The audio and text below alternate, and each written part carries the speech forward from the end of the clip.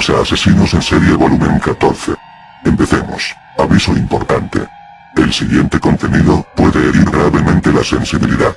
No recomendado para menores de 18 años. Daniel Camargo Barbosa, la bestia de los manglares. Entre diciembre de 1984 y febrero de 1986, una ola de terror sacudió Ecuador. Los cadáveres, desnudos y usualmente desmembrados a machetazos, aparecían en lugares solitarios, apartados y boscosos. Según las investigaciones, todas las víctimas eran chicas jóvenes, muchas de ellas vírgenes y algunas tenían tan solo 8 o 9 años. Nadie imaginó que detrás de semejantes atrocidades se escondía Daniel Camargo Barbosa, un hombrecillo cincuentón, flaco y de piel morena, un psicópata misógino obsesionado con la virginidad, un individuo que, con apenas 1,65 de estatura, había conseguido violar y estrangular a 71 víctimas en el tiempo que estuvo en Ecuador y, según se presume, a unas 150 en la totalidad de su trayectoria criminal.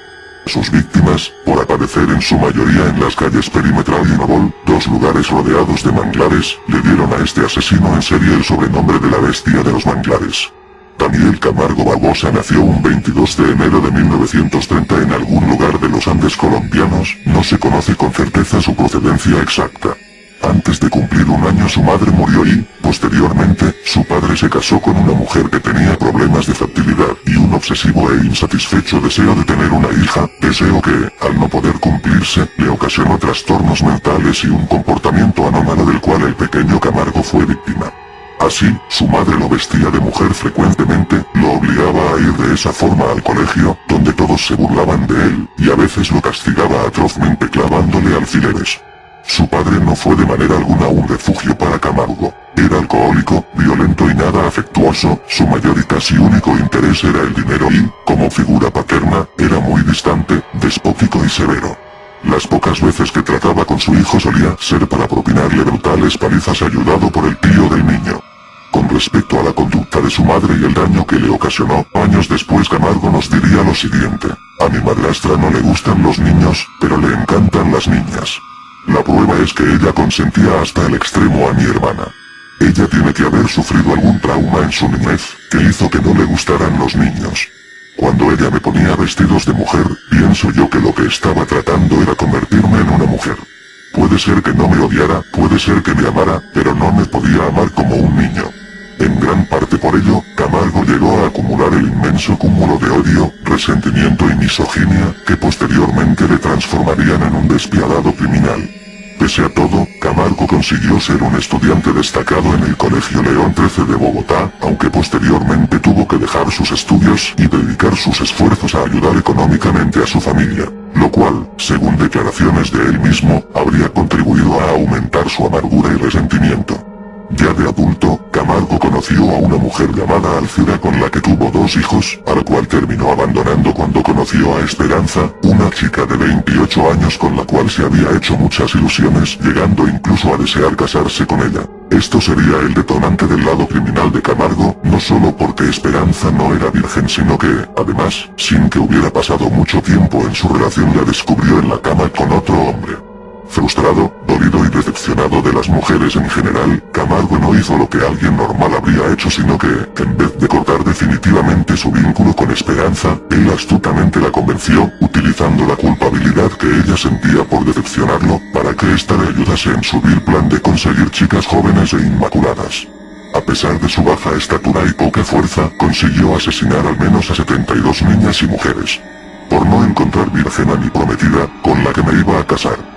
Yo no fui capaz de dejarla, porque estaba locamente enamorado. Había momentos en que yo decía sí, yo la dejo, pero otros no era capaz, porque realmente estaba enamorado. Esto dio por resultado que, como yo no había tenido experiencias con mujeres vírgenes, y al mismo tiempo era incapaz de dejar a esa muchacha, yo acepté como lo más correcto que ella me ayudara a conseguir unas chicas que estuvieran vírgenes. Así Esperanza, a través de engaños, llevaba chicas al apartamento de Camargo, dándoles allí cápsulas de seconal sódico para que se durmieran y Camargo pudiese desflorarlas. 5 fueron las violaciones, sin muerte todavía, que Camargo logró con el seconal suédico y la ayuda de Esperanza hasta que la quinta víctima, que era apenas una niña, descubrió que había sido violada mientras dormía en el apartamento de Camargo y, indignada y asustada, contó lo sucedido y Camargo y su novia fueron denunciados y enviados a distintas prisiones en 1964. Todo parecía indicar que Camargo sería sentenciado a solo 3 años, aunque después la causa subió en grado y el nuevo juez, más severo que el anterior, le condenó a 8 años tras las rejas, lo cual destruyó el propósito inicial de Camargo de reformarse, y le llenó de rabia y odio hacia la sociedad y su justicia, desencadenando así una profunda y hostil rebeldía interior que junto al hecho de que su quinta víctima hubiese hablado, sería la causante de que Camargo decidiera en la cárcel que en el futuro no dejaría con vida a una sola de sus víctimas. Esta era la única forma de evitar que le delataran.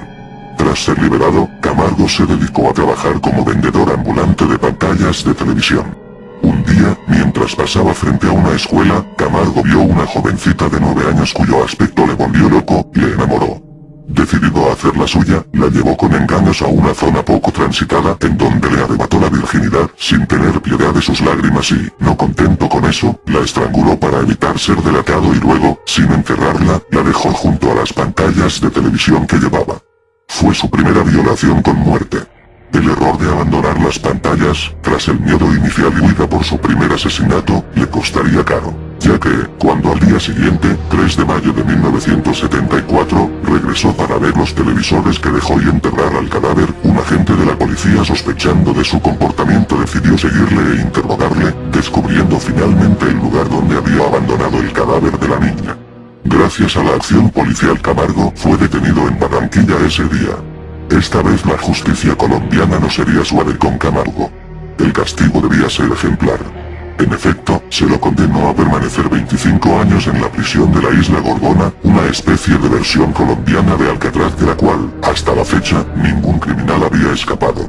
10 años estuvo Camargo en esa isla volcánica de 28 kilómetros cuadrados situada en el Pacífico de Colombia, 10 años en los que se entretuvo leyendo a autores del calibre de Nietzsche, Freud o Dostoyevsky, 10 años en que también, preparándose para el gran día, leyó libros de navegación y estudió con detalle las variaciones de las corrientes en torno a la isla, e intentar fugarse, consiguiéndolo, en una barca, remando durante 3 días. Al enterarse de su fuga y desaparición, las autoridades colombianas, firmemente convencidas de que su Gorgona era una prisión de máxima seguridad en que las corrientes y los tiburones hacían las veces de un sistema de guardia secundario, le dieron por muerto y la prensa se aventuró a publicar que el monstruo había sido devorado por los tiburones. Lo habían subestimado y el tiempo se lo demostraría. Fue así que, aprovechando el hecho de que se lo creía muerto, Camargo cruzó a Brasil y luego, llegó en bus a Guayaquil, el 5-6 de diciembre de 1984. Allí comenzó su dantesca, horripilante historia. La ola de terror que sacudió a Ecuador se inició un 18 de diciembre de 1984 con la desaparición de una niña de 9 años en la ciudad de Quevedo. Al día siguiente continuó con la desaparición de otra niña, de 10 años, y luego vino desaparición tras desaparición. Poco a poco los cadáveres de las jóvenes vírgenes fueron apareciendo con huellas de machetazos, cuchilladas, estrangulaciones y signos de violación. Aparecían desnudas, en parajes llenos de vegetación, generalmente en la vía perimetral, en la vía Nobol y en la avenida de los Granados. Los forenses no podían determinar con exactitud la causa de la muerte y además se sabía que, por la zona de la provincia del Guayas en que operaba Camargo, había una banda de sádicos violadores, de modo que también resultaba difícil la labor policial para determinar al autor. Solo después de ser arrestado se supo que los asesinatos con violación sumaban un total de 71 y que los lugares habían abarcado Guayaquil, Quito, Ambato, Machala, Nobol, Quevedo y Ventanas y, sobre todo, que su autor había sido un enclenque cincuentón de apenas 1,65 de estatura. Sus víctimas, normalmente fueron campesinas, colegialas, escolares, universitarias, empleadas domésticas, incluso una de ellas era una experta en karate, eso tampoco la sirvió para defenderse del asesino. En Guayaquil, Camargo sobrevivía como un indigente que cargaba bultos en un mercado público, ganando apenas un sueldo de 40 sucres diarios, algo menos de $1, con esto se mantenía a base de seco de chivo, una comida típica muy económica. Además, tras cada asesinato vendía bolígrafos, ropa, joyas y otros objetos de sus víctimas. Aún así su situación económica era tan precaria que debía dormir en el banco de algún parque. Siendo feo, viejo y pobre como era, Camargo no seducía a sus víctimas, sino que hábilmente utilizaba su fealdad y vejez a favor de un sutil método de engaño y persuasión. Él, que casi siempre seleccionaba niñas, puberes y jovencitas de estratos sociales bajos, se acercaba con la Biblia en la mano y les decía que era extranjero, que estaba buscando a Pastor Josh Winchester, a su fábrica e iglesia, que debía entregarle una fuerte suma de dinero a dicho pastor y que les daría una buena cantidad de dinero si le acompañaban y le mostraban el camino. Incluso, a las que no eran niñas las engañaba diciéndoles que les podía conseguir un buen empleo en la fábrica del pastor, la cual siempre quedaba a las afueras de la ciudad. Así y aprovechando su vejez y aspecto para que nadie, incluyendo las chicas, sospeche de él, Camargo tomaba un bus con la chica y, una vez que el bus se adentraba por parajes solitarios, él les decía que por allí había que bajar. Llegaba luego el momento crucial, para lo cual él siempre hacía que la chica caminase atrás de él y a una distancia prudencial, de modo que así ella se sintiese confiada. Entonces era cuando él, con la excusa de buscar un atajo, decía que debían adentrarse en el paraje. Si la chica se rehusaba, él la dejaba ir y ella se salvaba. Si la chica lo seguía, él la llevaría al lugar propicio para violarla y matarla impunemente. Una vez adentrados en el paraje solitario, en los casos en que le seguían, él se giraba con una mano detrás a modo de quien sostiene un revólver, le decía a la chica que el pastor no existía y que él la había llevado allí para hacer el amor y, tras insinuarle que si no cedía usaría el revólver, lo que tenía era un cuchillo, la sometía y la violaba. Yo optaba por la persuasión antes que por la amenaza, dijo alguna vez Camargo con respecto a su método. Como consideraba que la violación con muerte era un acto irrepetible y único, Camargo se esforzaba por retener todos los detalles sobre sus víctimas, memorizando siempre sus nombres y, cuando era posible, tomaba objetos de su víctima para preservar un recuerdo, aunque muchas veces acababa vendiéndolos para sobrevivir. Finalmente, Camargo solía darle machetazos a los cuerpos y arrancarles los órganos a veces. Todo con el fin de despistar a la policía, de dejar la menor cantidad posible de huellas. Dijo por ello lo siguiente de sí mismo: mataba sin dejar huellas. Siempre llevaba una camisa de más, y cuando las manos se me manchaban de sangre, las limpiaba orinando sobre ellas. Físicamente era flaco, trigueño, pequeño, 1,65, con poco pelo y la frente amplia, curva y despejada. Tenía las manos grandes, vestía bien y andaba pulcro dentro de sus limitadas posibilidades. Frecuentemente un cigarrillo adornaba su boca acrecentando esa imagen de frialdad, dureza y sequedad que su rostro y mirada traslucían. Le gustaba un tanto el deporte. De joven jugaba fútbol y baloncesto y, cuando estuvo en la prisión de la Gorgona, aprendió a bucear y a jugar al ping-pong. Era inteligente y culto. Las pruebas de los interrogatorios mostraron que tenía un coeficiente intelectual de 116, el promedio es 100, y la cultura que poseía era casi imposible de encontrar en alguien que dormía en parques y cargaba bultos en el mercado. También era un gran sádico, siendo así que, según confesó, él buscaba vírgenes en gran parte porque ellas lloran, lo cual a Camargo le proporcionaba un enorme placer a la hora del acto carnal.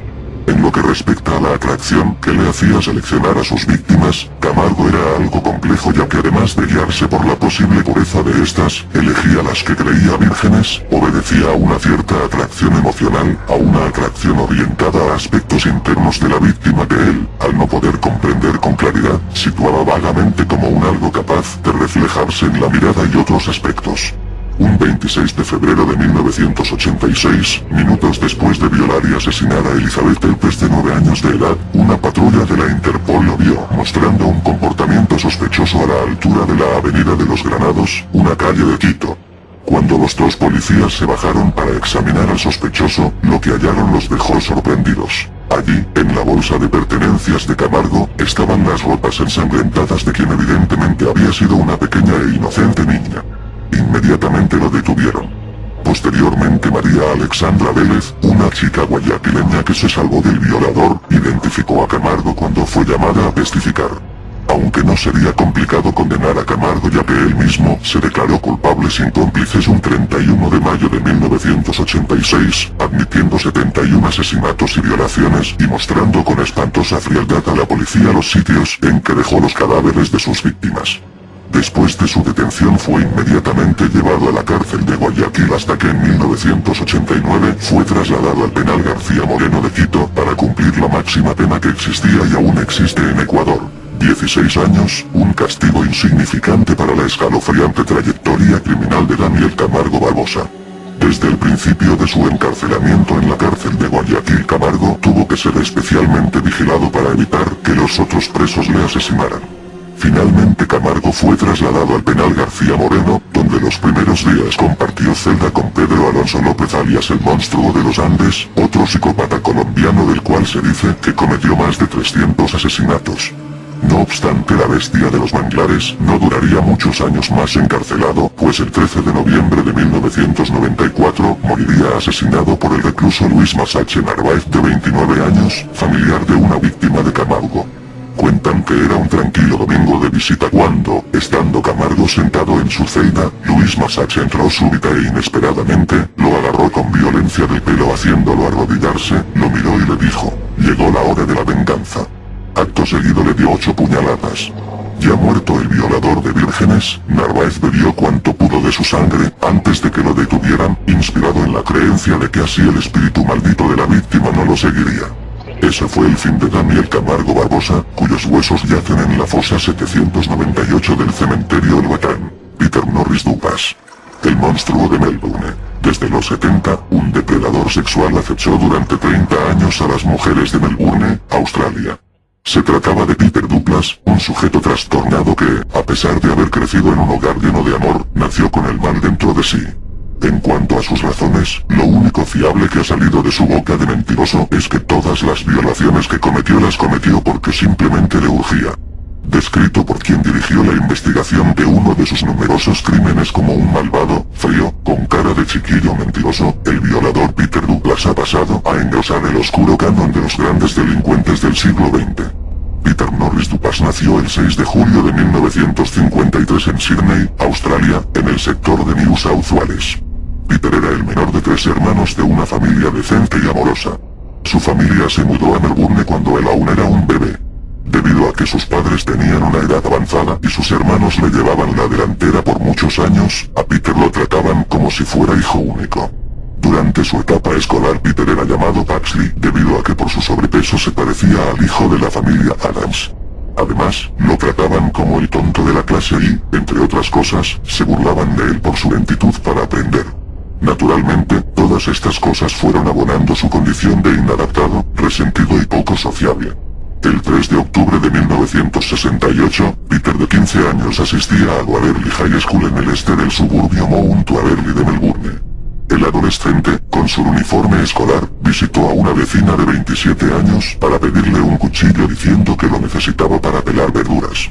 Sin embargo, algo sucedió en su mente y la apuñaló en el estómago y posteriormente en la mano, cara y cuello mientras intentaba defenderse.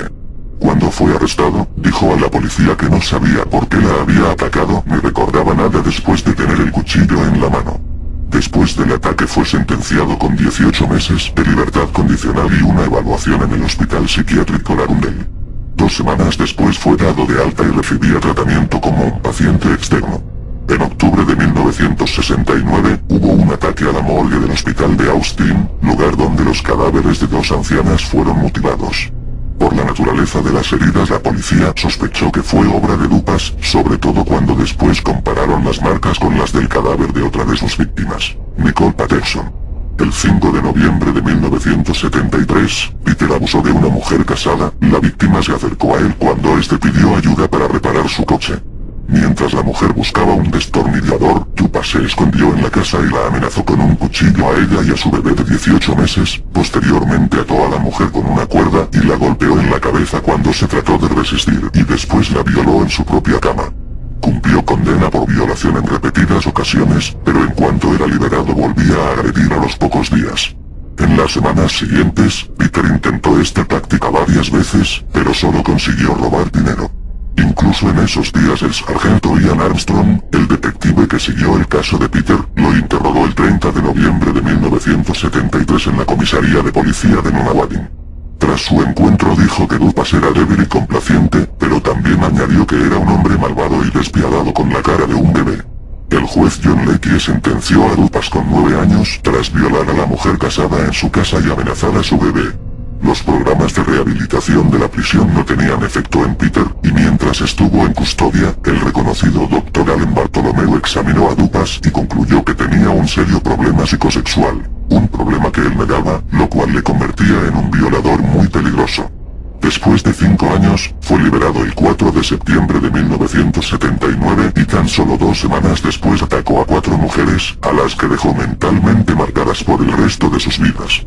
En esta ocasión Peter estaba equipado con un cuchillo y un pasamontañas, ambos objetos se convirtieron en su marca de violador y asesino.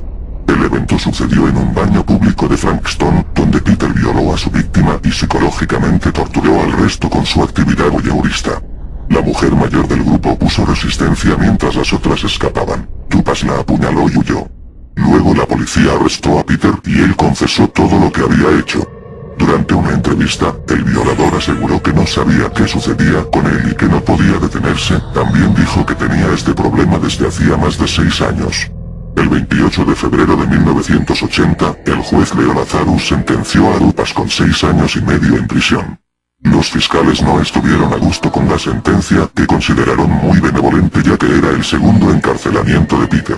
El 27 de febrero de 1985, Peter fue liberado y un mes después, violó a una mujer de 21 años en la playa de Blairwater. Dupas siguió a la mujer hasta su vehículo y la sodomizó. En su confesión dijo que él creía que estaba curado y que solo quería vivir una vida normal. Posteriormente recibió una sentencia de 12 años por su crimen. Mientras estaba preso en Castlemaine, Peter se casó en 1987 con Grace McConnell, una enfermera de Castlemaine que tenía 16 años más que él. Tras 7 años de terapias fue liberado el 3 de marzo de 1992. Sin embargo, sus tendencias criminales lo volvieron a meter en problemas y tras cumplir una corta condena, salió en 1996. Entretanto, su esposa lo había dejado y él consiguió un empleo en una fábrica. El 13 de febrero de 1985, se encontró el cuerpo de Helen McMahon de 47 años en la playa de Rye. A pesar de que Dupas estaba preso en ese momento, los oficiales descubrieron que Peter había salido de prisión con un permiso y que en ese tiempo vivía en el área de Rye cuando McMahon fue asesinada. La mujer se bronceaba semidesnuda en la playa. Sin embargo, su cuerpo fue encontrado desnudo cerca del lugar en donde Peter había violado a una mujer de 21 años. Hasta el día de hoy la policía cree que McMahon fue la primera víctima de Dupas, pero el caso no ha sido resuelto. El 4 de octubre de 1997, Margaret Maher, una prostituta local de 40 años, fue secuestrada y asesinada por Dupas. Su cadáver fue encontrado por un hombre mientras recogía latas de aluminio cerca de la carretera de Cliffords, Somerton. El cuerpo de Margaret se encontraba cubierto por una caja de cartón. La autopsia reveló que Maher había sido apuñalada en la muñeca. El cuello de la mujer fue golpeado con un objeto contundente al igual que su ceja derecha, también tenía cortes en su brazo derecho. El seno izquierdo de Maher fue amputado con un cuchillo y colocado en su boca. Después de 4 semanas Dupas atacó nuevamente. El 1 de noviembre de 1997, Mersina Halvaris de 25 años visitaba la tumba de su abuela en el cementerio Faulkner en el norte de Melbourne, pero cuando se arrodilló para arreglar un adorno floral fue atacada. Posteriormente su ausencia en una reunión alertó a su prometido y rápidamente se inició la búsqueda. Sin embargo, su cuerpo no fue descubierto hasta el 5 de noviembre de 1997. El novio de Halvaris la encontró en una tumba con flores alrededor. La autopsia realizada en el cadáver reveló que ella estaba de rodillas cuando fue atacada. Dupas subió la ropa de ella por encima de su cabeza y posteriormente la apuñaló 87 veces en sus rodillas, cuello y senos, pero la mayoría de las heridas se enfocaron en sus senos. Debido a que la casa de Peter estaba cerca del cementerio y a los testimonios de 2 testigos que dijeron verlo en el cementerio el día que Mersina fue asesinada, los oficiales arrestaron a Peter. Años después el asesino confesó haber asesinado a Halvaris, mientras los oficiales lo interrogaban en la prisión de Portsmouth en el 2002. La psicoterapeuta y consejera de jóvenes, Nicole Amanda Patterson de 28 años, era una persona que ayudaba a jóvenes drogadictos en su tiempo libre. Patterson tenía su propio consultorio en su casa de Northcote. Fue allí, en su consultorio, donde Peter la asesinó brutalmente y después de eso limpió todas las pistas posibles y dejó la radio y el televisor encendidos. Habría sido el crimen perfecto si Peter no hubiese olvidado llevarse el diario de consultas de Nicole. Fue así que en la mañana del 19 de abril de 1999, un vecino amigo de Nicole fue a recogerla para una reunión y entonces se encontró con el cadáver de Nicole, el cual presentaba signos de haber sido apuñalada 27 veces, tenía heridas en sus manos y brazos, y de haber sido atado con una cinta amarilla. Pero lo peor de todo fue que los dos senos de Nicole habían sido mutilados y no estaban en la escena del crimen. Estas mutilaciones recordaron a los oficiales a otra víctima, Margaret Maher. Ahora, cuando la policía indagó en las pertenencias de Nicole, encontró su diario de consultas, gracias al cual pudo dar con Peter a través de un proceso de rastreo a partir de un número de teléfono móvil. Debido a los antecedentes de Dupas en la corte de Melbourne, su juicio fue llevado a cabo el 26 de septiembre del 2006 en la Suprema Corte de Victoria, donde fue acusado por el homicidio de Mersina Halbadis. El 9 de agosto del 2007, Dupas fue encontrado culpable en el homicidio de Halbadis. 8 días después fue condenado a cadena perpetua sin posibilidad de libertad condicional. Durante el juicio salieron a la luz los homicidios de Renita Brunton, de 31 años, quien fue encontrada en Sunbury, Victoria, en 1993. También era sospechoso de haber asesinado a Kathleen Downs, de 95 años, quien fue apuñalada el 31 de diciembre de 1997 en el asilo Brunswick Lodge, lo cual sucedió un mes después del homicidio de Halbadis. Las investigaciones policíacas descubrieron que Dupas había llamado por teléfono al asilo poco tiempo antes del asesinato. Desde el 2006, Peter Dupas cumple su sentencia en la prisión de máxima seguridad Port Phillip en Laverton. Los guardias de la prisión describen a Dupas como un prisionero modelo. Sin embargo, el monstruo sexual que habita dentro de él jamás será liberado. Ángel Maturino Resendiz, el asesino de las vías. Ángel Maturino Resendiz es el nombre comúnmente usado para referirse a Ángel Leoncio Reyes Resendiz, asesino en serie mexicano que cometió una serie de terribles crímenes en suelo norteamericano desde 1997 hasta 1999, aún se investigan otros antes de este intervalo de tiempo. Fue bautizado por los medios y las corporaciones policíacas como el asesino de las vías, puesto que la mayoría de los asesinatos ocurrieron en localidades contiguas a las vías del tren. Se sabe que el hombre transitaba con frecuencia de México a Estados Unidos y hasta Canadá, por lo que la verdadera cantidad de crímenes que haya cometido permanece desconocido. Según el especialista John Douglas, el perfil de este asesino corresponde al tipo de los desorganizados, y a pesar de que este tipo es de los más fáciles de atrapar por su poco inteligente y nada sofisticada manera de conducirse, Resendiz, por su exclusivo modus operandi, evadió eficientemente a la ley por mucho tiempo a pesar de que los esfuerzos para capturarlo eran considerables. La infancia de Resendiz no se caracterizó por la unidad familiar ni por un ambiente de solidez y valores. Al parecer no vivió con su madre, sino con otra familia, y su vida era en las calles, expuesto a una vida pendenciera y fuera de conducta. Según su madre, pudo ser incluso atacado sexualmente por los homosexuales de Puebla. A los 16 años ya estaba cruzando ilegalmente la frontera a los Estados Unidos. Los crímenes que se le conocen o que le son legalmente atribuidos siguieron un procedimiento similar. Todas las víctimas vivían junto a las vías de algún tren. Aprovechando la oscuridad y soledad de dichos vecindarios, entraba en la casa de cualquier persona a robar objetos de valor y dinero. Cuando la víctima llegaba era brutalmente atacada con cualquier objeto o herramienta que estuviera a mano. Los oficiales de policía consideraban a este sujeto como extremadamente peligroso por la variedad de objetos que usaba para matar a sus víctimas. Ya fuera un martillo o una roca, cualquier cosa le era útil. A pesar de que el hombre no era de gran complexión física, para las víctimas fue como si los hubiera atacado un gigante por la furia y malignidad del ataque sufrido. Las víctimas nunca fueron de características específicas, siguiendo el patrón del criminal desorganizado que ataca basado en la oportunidad del momento. Atacó tanto a jóvenes parejas universitarias como a adultos mayores de más de 80 años. A algunas de ellas las violó antes de asesinarlas, aunque no era el objetivo primario en él, pero insistimos, si se daba la oportunidad de violar y hacer más daño lo hacía sin mayores miramientos. Consumidor de alcohol y drogas como era, robaba para continuar con sus vicios y varias veces tomó los vehículos de las víctimas para viajar. De hecho, así fue como se le pudo conectar con varios crímenes, por las huellas dactilares y los restos de sangre que transportaba de un sitio a otro. Los registros criminales de Resendiz en los Estados Unidos son tan extensos que más bien parecen una novela de terror. Desde los 16 ya era deportado desde Brownsville, Texas. Luego se sabe que falsificando su identidad hasta participó 2 veces en elecciones locales. En 1979 fue sentenciado a 20 años de prisión en Florida por robo y asalto, pero después de 6 años fue liberado y deportado a México.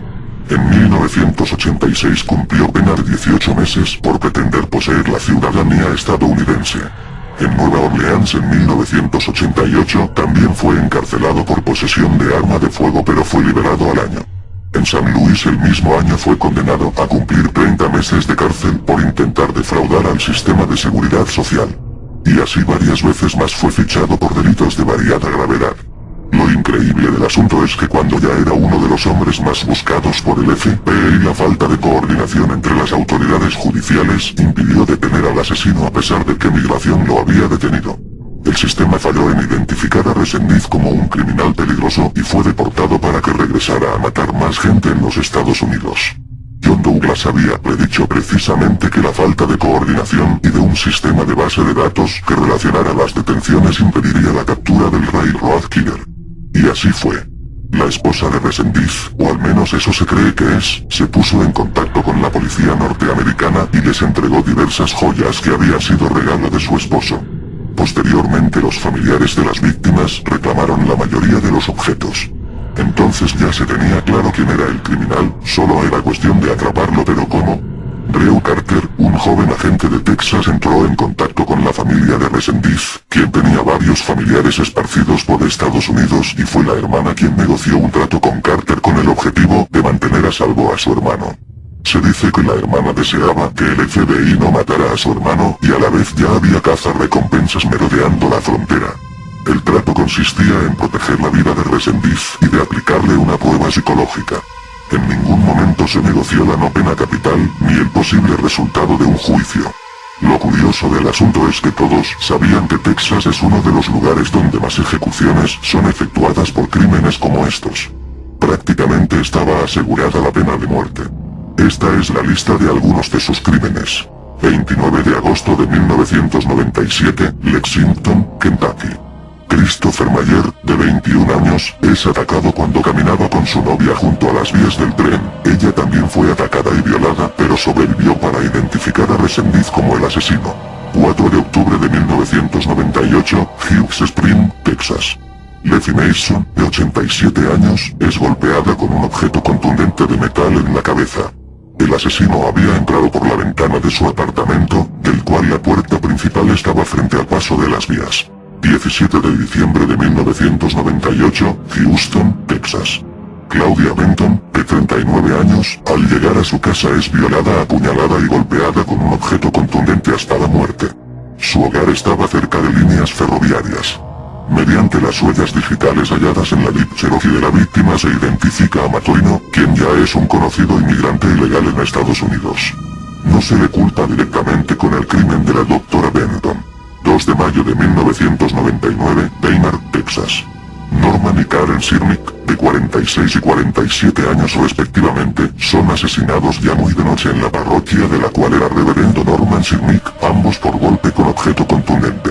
Obviamente la iglesia estaba junto a las vías que pasan por el pueblo. 3 semanas después es hallado en San Antonio el mazarrojo de la pareja y mediante evidencia forense se vincula el incidente al de la doctora Benton. 4 de junio de 1999, Houston, Texas. Noemí Domínguez, de 26 años, fue golpeada con un tubo hasta la muerte en su apartamento junto a las vías. 7 días después su Honda Civic color blanco es hallado cerca del puente internacional en Del Río, Texas. 4 de junio de 1999, Faye County, Texas. Josephine Convica, de 73 años, muere por heridas en la cabeza con una herramienta de jardín mientras dormía en su casa que estaba junto a una cochera de trenes. Esta vez el criminal no pudo llevarse el coche debido a que no pudo hallar las llaves. 15 de junio de 1999, Gorham, Illinois. George Morber, de 80 años, muere por disparo en la cabeza y momentos después la hija de este, Caroline Frederick, de 52, por golpes en la cabeza. La casa de ellos estaba a no más de 90 metros de las vías del tren. Al día siguiente un conocido reconoce la pick-up roja de Frederick manejada por un sujeto que coincide con la descripción de Resendiz. Esto fue en Cairo, Illinois. Hay un par de crímenes que le son atribuidos el 23 de marzo de 1997 en Ocala, Florida. Jesse Howell, de 19 años y Wendy Von Haven, de 16 años, son asesinados a golpes y enterrados a ras de suelo. El 12 de abril del 2006 la policía de San Antonio dio por resuelto el caso de Michael White, hombre que murió de un tiro en una cochera de San Antonio. Resendiz dio datos precisos sobre este crimen que lo convirtieron en sospechoso del mismo. Este asesinato tuvo lugar en 1991. En total se estima que cometió al menos 13 asesinatos, aunque otras cifras barajan como 15 las víctimas. Maturino Resendiz, de 46 años y originario de Puebla, fue condenado a recibir una inyección letal en la prisión de Huntsville por el asesinato en 1985 de la doctora Claudia Benton. Benton, de 39 años, forma parte de un grupo de al menos 13 personas asesinadas en un periodo de 16 meses que terminó en junio de 1999 con un doble crimen en Illinois. La mayoría de los crímenes fueron perpetrados cerca de estaciones de ferrocarril. El 13 de julio de 1999, Resendiz se entregó a la policía en el Puente Internacional del Paso. Un juez de Houston dictaminó que Maturino Resendiz está en plena capacidad de sus funciones mentales, con lo que rechazó los alegatos de sus abogados, que afirmaban que el condenado está loco y convencido de que resucitará 3 días después de la ejecución. Se informó que Resendiz pidió que su cuerpo sea donado para la investigación médica en caso de ser ejecutado, acto que marcaría el fin de una tregua de 4 años en las ejecuciones de mexicanos en cárceles de Estados Unidos. La última tuvo lugar el 14 de agosto de 2002, en Texas, y fue la de Javier Suárez Medina. Su ejecución estaba programada para el 27 de junio del 2006 por la muerte de Claudia Benton, tras apelaciones que fueron rechazadas por la Junta de Amnistía y Libertad bajo palabra del estado de Texas alegando enfermedad mental y tratando de sustituir la pena de muerte por una cadena perpetua, así como un aplazamiento de 180 días que también fue denegado. Finalmente el mexicano Ángel Maturino Resendiz fue ejecutado con inyección letal en la Cámara de la Muerte del estado de Texas por uno de los asesinatos a los que fue vinculado. Resendiz, conocido como el Ray Road Killer, se convirtió en el 6º mexicano en ser ejecutado en Estados Unidos desde 1976, cuando la Suprema Corte de Justicia restableció la pena de muerte. Dejé que el diablo manejara mi vida, dijo Maturino Resendiz en lo que fueron sus últimas palabras antes de morir. Al cabo de una respiración profunda, el mexicano dijo con tranquilidad: perdóname mi Dios. Diosito santo, aquí vengo mi Diosito. Por primera vez desde que inició su proceso legal, Maturino Resendiz aprovechó sus últimas palabras para dirigirse a sus víctimas y a sus deudos. Solo quiero saber que existe en su corazón perdón para mí. La inyección letal le fue aplicada a las 20:05 hora local. 7 minutos después fue declarado físicamente muerto. Antes de la ejecución, la Suprema Corte de Estados Unidos en pleno rechazó las 5 apelaciones pendientes que pedían el aplazamiento de la pena capital contra el mexicano. Una fuente de la Corte dijo, sin embargo, que 2 de los magistrados votaron a favor de la posposición. Asesinos, violadores, descuartizadores, en fin. La especie humana es inconfundible, es imprevisible, pero no se sabe por qué en el cerebro de las personas se enciende una chispa, un fuego, que nos hace hacer lo impensable, pensar cosas que no corresponden con la personalidad de una persona, que serían impensables para la decencia y para la convivencia humana. Es impensable e inaudito que un humano haga esta clase de cosas, pero las cosas son así, porque sí. El mundo es así porque sí. ¿O hay alguna otra explicación? ¿El ciclo humano? No lo sé, pero lo que sí sé es que esta clase de actos hoy en día son una bestialidad y una salvajada. Bueno, hasta aquí Asesinos en Serie volumen 14. Espero que haya sido de vuestro agrado. Hasta mi próximo vídeo. Tío del niño. Con respecto a la conducta de su madre y el daño que le ocasionó, años después Camargo nos diría lo siguiente: a mi madrastra no le gustan los niños, pero le encantan las niñas. La prueba es que ella consentía hasta el extremo a mi hermana. Ella tiene que haber sufrido algún trauma en su niñez, que hizo que no le gustaran los niños. Cuando ella me ponía vestidos de mujer, pienso yo que lo que estaba tratando era convertirme en una mujer. Puede ser que no me odiara, puede ser que me amara, pero no me podía amar como un niño. En gran parte por ello, Camargo llegó a acumular el inmenso cúmulo de odio, resentimiento y misoginia, que posteriormente le transformarían en un despiadado criminal. Pese a todo, Camargo consiguió ser un estudiante destacado en el Colegio León 13 de Bogotá, aunque posteriormente tuvo que dejar sus estudios y dedicar sus esfuerzos a ayudar económicamente a su familia, lo cual, según declaraciones de él mismo, habría contribuido a aumentar su amargura y resentimiento. Ya de adulto, Camargo conoció a una mujer llamada Alcira con la que tuvo 2 hijos, a la cual terminó abandonando cuando conoció a Esperanza, una chica de 28 años con la cual se había hecho muchas ilusiones, llegando incluso a desear casarse con ella. Esto sería el detonante del lado criminal de Camargo, no solo porque Esperanza no era virgen sino con apenas 1,65 de estatura, había conseguido violar y estrangular a 71 víctimas en el tiempo que estuvo en Ecuador y, según se presume, a unas 150 en la totalidad de su trayectoria criminal.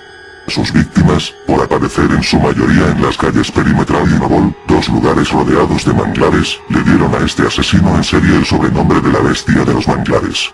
Daniel Camargo Barbosa nació un 22 de enero de 1930 en algún lugar de los Andes colombianos, no se conoce con certeza su procedencia exacta.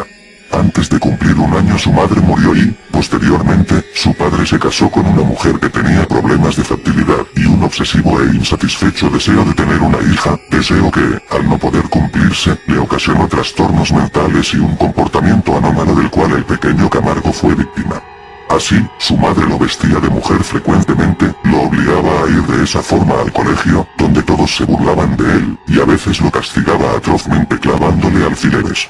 Su padre no fue de manera alguna un refugio para Camargo. Era alcohólico, violento y nada afectuoso, su mayor y casi único interés era el dinero y, como figura paterna, era muy distante, despótico y severo. Las pocas veces que trataba con su hijo solía ser para propinarle brutales palizas. Ayudado por apenas una niña, descubrió que había sido violada mientras dormía en el apartamento de Camargo y, indignada y asustada, contó lo sucedido y Camargo y su novia fueron denunciados y enviados a distintas prisiones en 1964. Todo parecía indicar que Camargo sería sentenciado a solo 3 años, aunque después la causa subió en grado y el nuevo juez, más severo que el anterior, le condenó a 8 años tras las rejas, lo cual destruyó el propósito inicial de Camargo de reformarse, y le llenó de rabia y odio hacia la sociedad y su justicia, desencadenando así una profunda y hostil rebeldía interior que, junto al hecho de que su quinta víctima hubiese hablado, sería la causante de que Camargo decidiera en la cárcel que en el futuro no dejaría con vida a una sola de sus víctimas. Esta era la única forma de evitar que le delataran. Tras ser liberado, Camargo se dedicó a trabajar como vendedor ambulante de pantallas de televisión. Un día, mientras pasaba frente a una escuela, Camargo vio una jovencita de 9 años cuyo aspecto le volvió loco, le enamoró. Decidido a hacer la suya, la llevó con engaños a una zona poco transitada en donde le arrebató la virginidad, sin tener piedad de sus lágrimas y, no contento con eso, la estranguló para evitar ser delatado y luego, sin enterrarla, la dejó junto a las pantallas de televisión que llevaba. Fue su primera viola que, además, sin que hubiera pasado mucho tiempo en su relación la descubrió en la cama con otro hombre. Frustrado, dolido y decepcionado de las mujeres en general, Camargo no hizo lo que alguien normal habría hecho sino que, en vez de cortar definitivamente su vínculo con Esperanza, él astutamente la convenció, utilizando la culpabilidad que ella sentía por decepcionarlo, para que ésta le ayudase en su vil plan de conseguir chicas jóvenes e inmaculadas. A pesar de su baja estatura y poca fuerza, consiguió asesinar al menos a 72 niñas y mujeres. Por no encontrar virgen a mi prometida, con la que me iba a casar. Yo no fui capaz de dejarla, porque estaba locamente enamorado. Había momentos en que yo decía sí, yo la dejo, pero otros no era capaz, porque realmente estaba enamorado.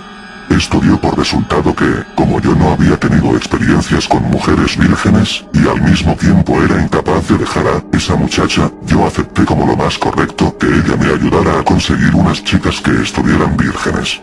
Así Esperanza, a través de engaños, llevaba chicas al apartamento de Camargo, dándoles allí cápsulas de seconal sódico para que se durmieran y Camargo pudiese desflorarlas.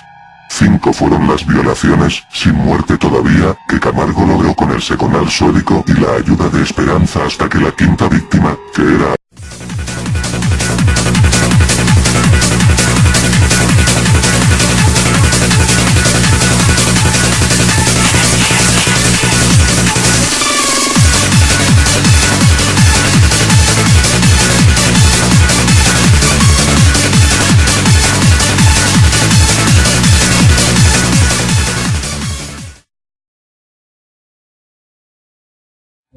Soy Mr. Snake, bienvenidos a Asesinos en Serie volumen 14. Empecemos. Aviso importante. El siguiente contenido puede herir gravemente la sensibilidad.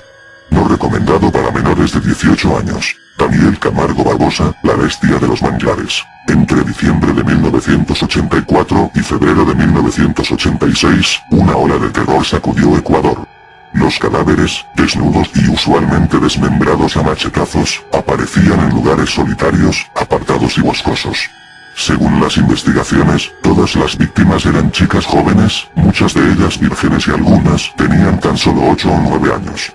Nadie imaginó que detrás de semejantes atrocidades se escondía Daniel Camargo Barbosa, un hombrecillo cincuentón, flaco y de piel morena, un psicópata misógino obsesionado con la virginidad, un individuo que,